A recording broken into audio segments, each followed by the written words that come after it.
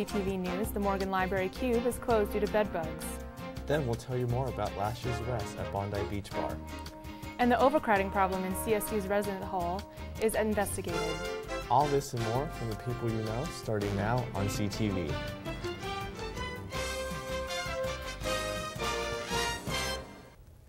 Good evening, CSU. Tonight we start with some breaking news from the Larimer County Justice Center. The verdict on the Boucher versus CSU Board of Directors case is in. I'm Edgar Cedillo. And I'm Christina Lane. Here's what's happening in the news near you. Earlier this evening, the jury for the lawsuit against CSU found that the actions taken against Christina Boucher by CSU were not harmful to her. No damages were awarded to Boucher. Boucher was a former assistant professor in the computer sciences department. She sued the university for what she felt was retaliation against filing a sexual assault complaint about a fellow professor. You can follow the Collegian more for more updates. Students were put into temporary housing in study rooms and basements in resident halls across campus upon their arrival to CSU. Approximately 5,300 students, the class of 2022 is the largest ever admitted, and housing and dining services had to accommodate more students than the admission office had previously indicated. Students will be moved out of temporary housing gradually as rooms become available. In response to the increasing demand for housing, CSU is planning to build a new resident hall where Aylesworth and Newsom halls are currently located. The new Michael Smith Natural Resource Building has officially opened up after 6 years of construction. The building boasts floor-to-ceiling windows, a patio with views of the Rocky Mountains, and a state-of-the-art technology throughout. Additionally, the first floor Student Success Center will offer support to members of the Warner College. Renovations of the original building are still on the horizon, but construction progress will be completed by the end of the fall semester. After jury deliberation, CSU student Michaela Surratt was found guilty last week of 2 misdemeanor charges after her arrest video went viral last year. The charges consist of obstruction of a peace officer and resisting arrest, which has seemed to create even more controversy surrounding the case. It was here last year at Bondi Beach Bar in Old Town where 22-year-old Michaela Surratt was forced to the ground by police officer Randall Franger. The video gained nearly 800,000 views and sparked national headlines. In the third and final trial last Friday, Surratt was found guilty with Class 2 misdemeanor charges of obstruction of a police officer and resisting arrest. And the cases continue to raise controversy following her conviction. I understand the resisting of arrest, maybe not the other charge. However, granted, like what happened in the video, that like it looked like she might have gotten injured from it or something, and that I don't personally think that the police was justified. Fort Collins Police Chief Jeff Swoboda stated he respects everyone's right to a fair trial, and that this case sparked many conversations within the community. And he is committed to continuing the discussion about use of force and the responsibilities of all parties involved. He's not free to go, but you can keep walking. Back off. No, back off. No matter what, how you talk to a police officer, like, it needs to be politely, it needs to be very respectfully, and you know, if she wasn't treating the police officer with respect, if she wasn't treating the bouncer with respect, then you know, your consequences, or like your actions have consequences. But on the police officer's standpoint, like, you know, like he did what he thought he needed to do during that time. Maybe it's a lapse of judgment, like an instant that he had, or that officer had. But yeah, man, that's the problem with being an officer, military, or paramedic, is that you signed up to make snap decisions. And Surratt is currently out of custody on bond until her sentencing hearing, which is scheduled for September 21st. Surratt's attorney says their next step is federal court, where he plans to sue Clamser and the city of Fort Collins for use of excessive force. Both charges carry a sentence of 3 to 12 months of potential jail time and a fine for up to $1,000. Surratt's attorney says their next step is federal court, where he plans to sue Clamser and the city of Fort Collins for use of excessive force. The CSU Career Center and the Office of Financial Aid are partnering up to make a more robust student employment program. This change will house non-financial aid opportunities in the Career Center, giving students a more focused and tailored experience. As a result, employers have will have the one-point access to recruit students for internships and positions. And on-campus employers will have additional tools to prepare their students for employment opportunities. At the beginning of the new school year, the Ramscaler implemented a rule that will not allow pitchers to be sold to students. The Ramscaler, located in the Laurie Student Center, recently took away pitchers at the popular pub on campus. Robert Peters, the Business and Dining Services Director for the LSC, spoke about the removal of pitchers from the Scaler. Since we don't we don't limit it to 21 and over, any age can come in. Well, that creates a serious liability for us and the university in that and we don't like stop you from bringing a backpack or a Nalgene or a Subway cup or what have you. And if your friend goes and buys a pitcher and everybody at his table is under 21, but they all have Subway cups.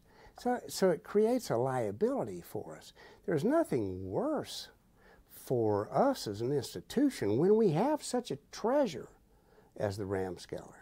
Roberts also looked at options that would benefit students as well as the administration. There's a lot of things that come into play with this decision. It's not just because I said, let's get rid of pitchers. That certainly wasn't the goal. It was looking at what was in the best interest of the university, what was in the best interest of the Ramscaler, what was in the best interest, frankly, of the students. Roberts pointed out that the Scaler is unique compared to other bars in the city. We're not a bar like in Fort Collins. That's not our thing. We're here really as a service to the students. So getting rid of the pitchers, I think, is a small price to pay for being able to continue to have something that's cool as the Ramscaler. Peter says that the student reaction, for the most part, has been accepting. The Morgan Library Study Cube has been closed since August 24th, following reports of a possible bedbug outbreak. An exterminator visited the cube to treat the affected area, and staff will steam all furniture in the areas of the building. There has been no evidence of bedbugs in the main library or other buildings on campus. Students who see evidence of pests are encouraged to contact Environmental Health Services or a building official.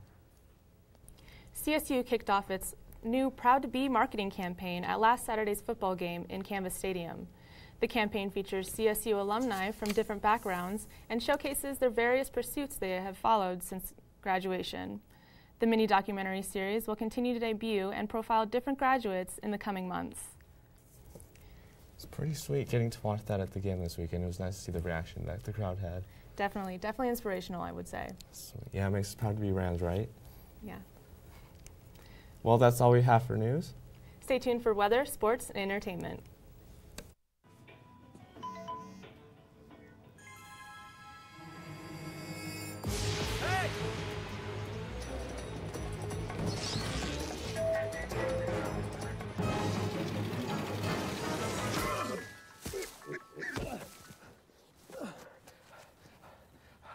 So, same time next week? Well, of course. Put away a few bucks, feel like $1 million.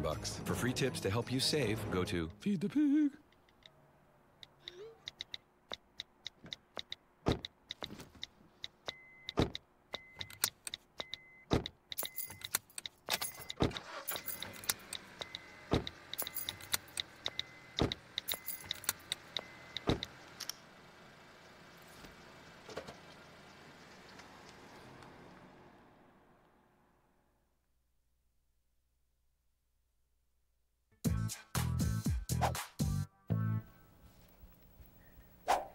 Good evening, Rams. I'm your weather anchor, Allie Peters, here with your current conditions at a nice 68 degrees here in Fort Collins with a slight wind at 5 miles per hour, but very pleasant evening.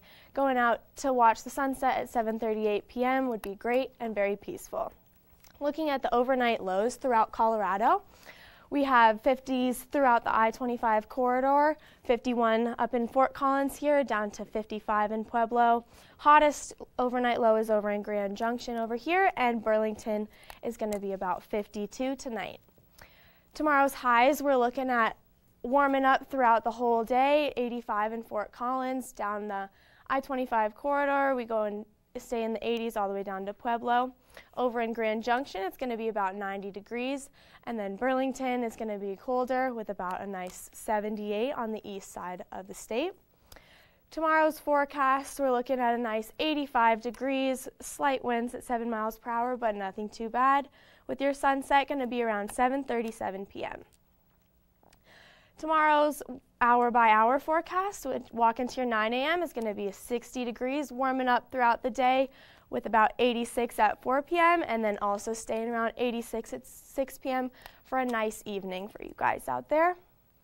Looking at the 5-day forecast, today was 73. As we move on with your week, it goes up higher and higher, 90 on Thursday.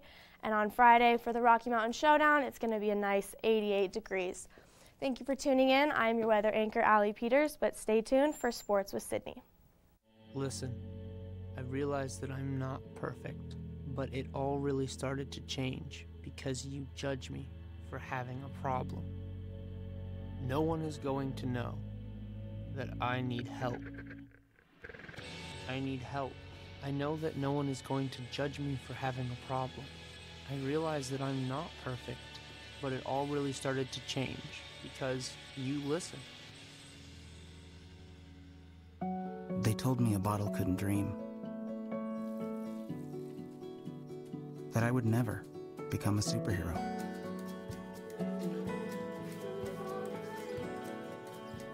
But I learned how to fly. Just to come back in a new disguise. And be the hero that I've always wanted to be.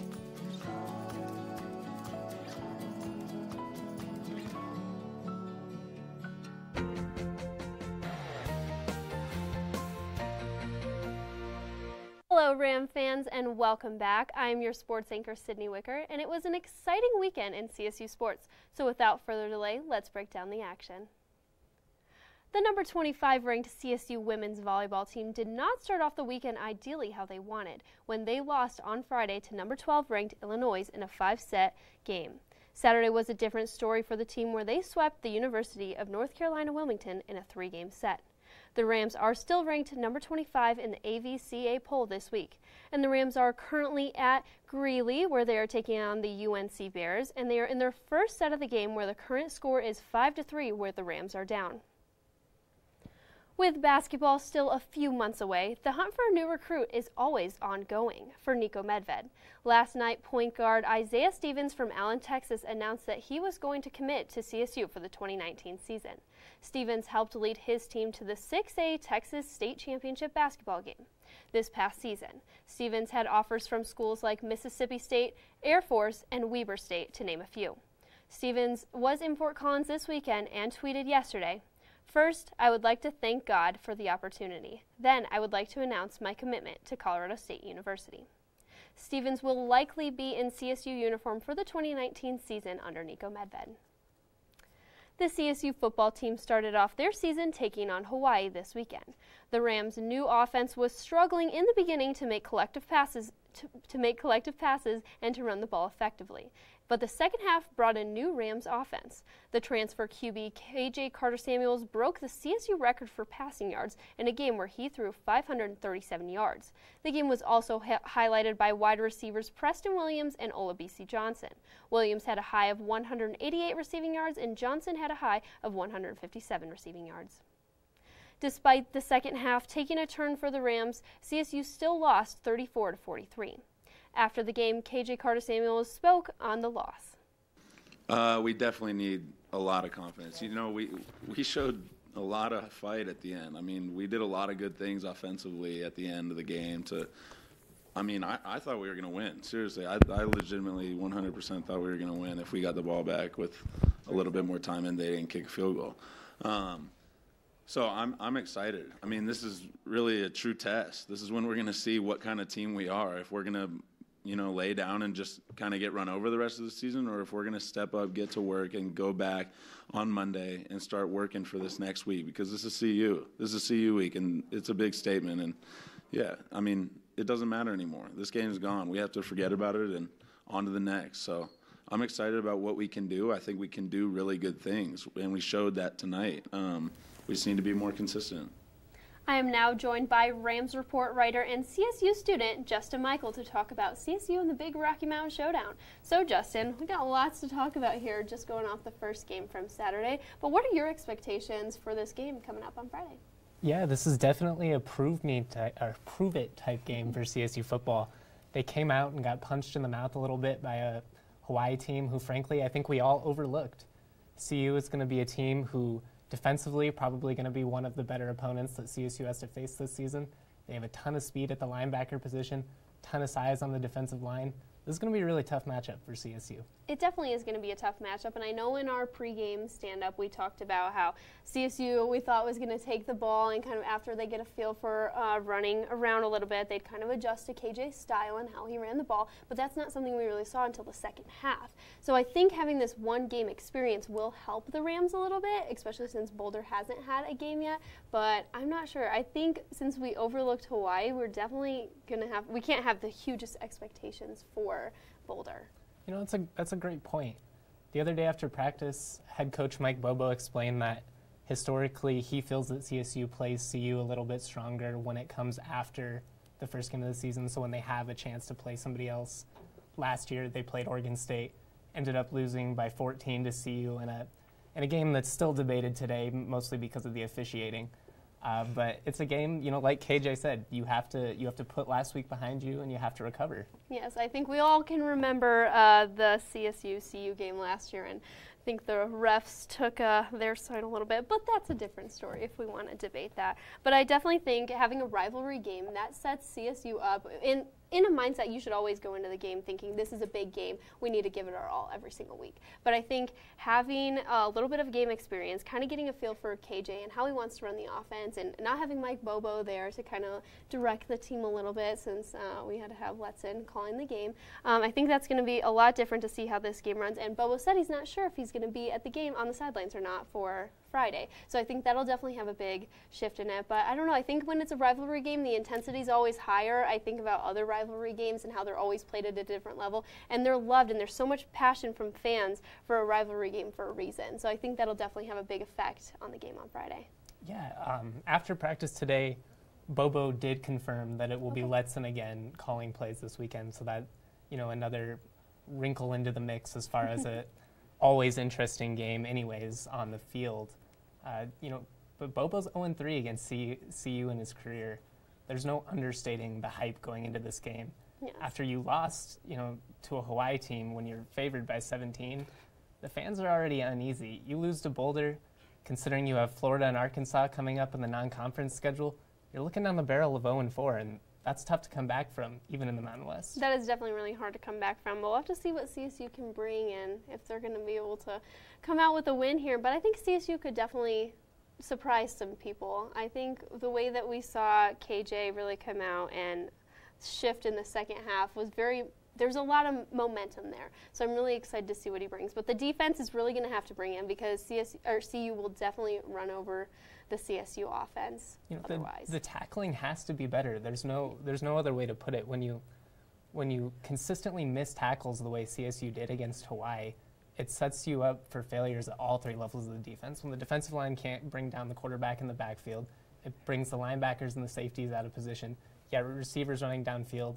CU's got a quarterback in Montez who loves to run around. He has a huge arm. If they don't bring him down, they're going to get into a lot of trouble. Yes, I definitely agree with that. And I like hard football. I like when we're seeing the tackles, and I like a rough game. I like the intensity. So we'll have to see what comes out of that. But before we wrap up here, what is your predictions for the game? What are you going to call the score? If you could pick right now, who's your favor? There's so many factors going into this game. You could see it really going, you know, a variety of different ways. Right now, CSU fans probably aren't going to love this. If I were a betting man, I would probably put my money on CU somewhere along the lines of 30-14, maybe 30-17. I think you'll see a much more competitive effort from CSU than you saw last week. But this is a talented CU team, and quite frankly, I think CSU's inexperience is going to hurt them in this matchup. Nice, yeah. I'm definitely kind of thinking CU might take the favor here, but I think it's going to be a closer game than what people expect. The Rams will take on rivals CU on Friday at 7:30 in the evening. That is all I have for you tonight, Rams, but to stay updated on CSU sports throughout the week, make sure you follow the CTV Twitter page at sports_CTV. And stay tuned for Justin with entertainment.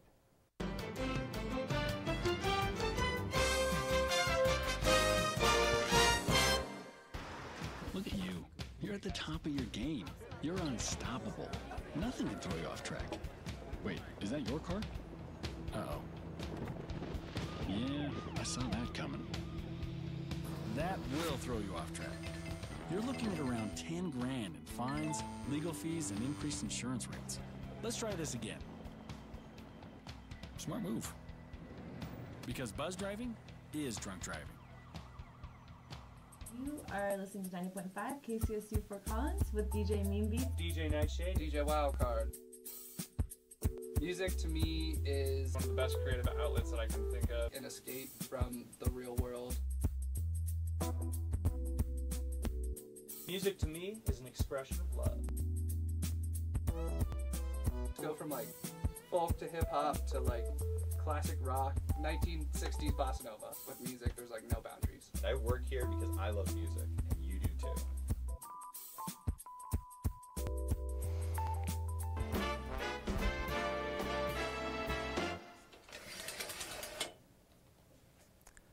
Welcome back to a new school year, Rams. I'm your host, Justin Rios, here with the latest breaking entertainment news. Harvey Weinstein accuser and #MeToo leader Asia Argento is under fire after reports of paying off a young male actor by the name of Ginny Bennett, who is accusing Argento of sexual misconduct months after she accused Harvey Weinstein under the same allegations. This allegedly happened in 2013 when Argento was 37 and Bennett was 17.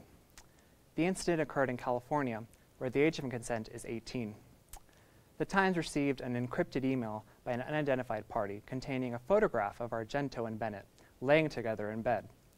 According to Argento, Anthony Bourdain, culinary star and Argento's late boyfriend, was a financier for both parties.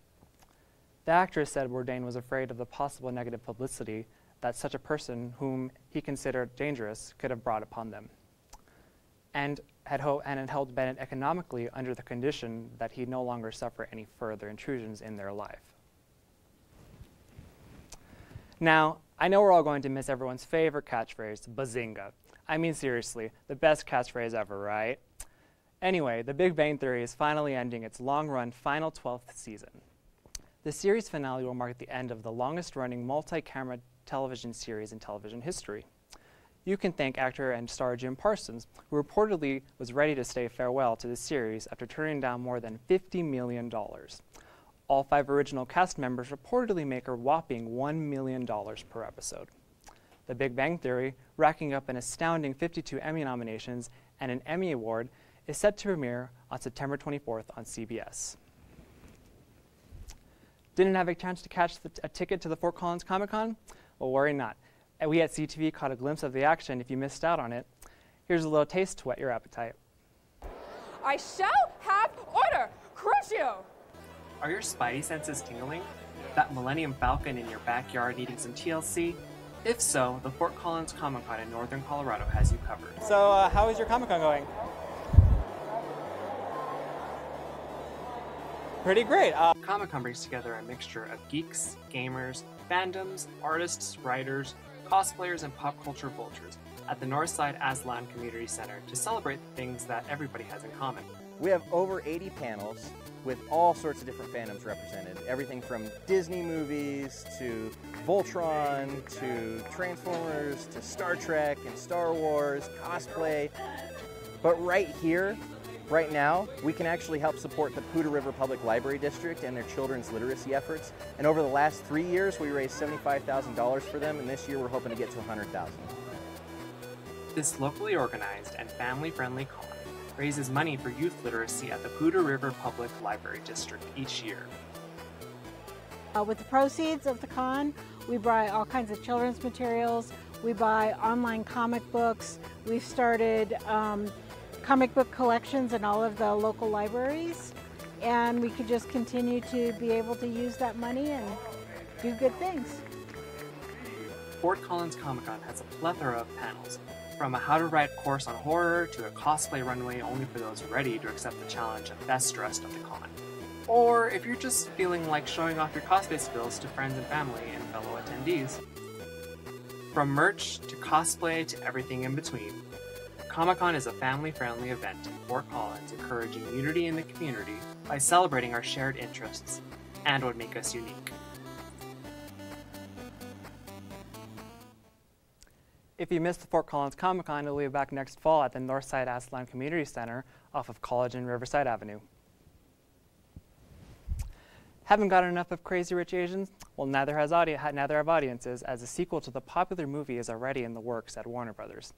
The movie, starring Constance Wu as the titular character Rachel Chu, an Asian-American New Yorker who goes on a summer adventure with her boyfriend to Singapore to meet its crazy rich family, only to discover that being connected by race doesn't always mean having an accurate understanding of each other's lifestyles. The film, earning $44.4 million from North American theaters, is set to be a trilogy following the book series created by satirical novelist Kevin Kwan. Films like Black Panther and Love, Simon continue to prove that true diversity is making a statement and is here to stay in Hollywood. Well, unfortunately, that's all the time I have for you right now, but don't fret. I'll be back next Tuesday to cover more exciting entertainment news for you. Stay safe and have an awesome evening, Rams.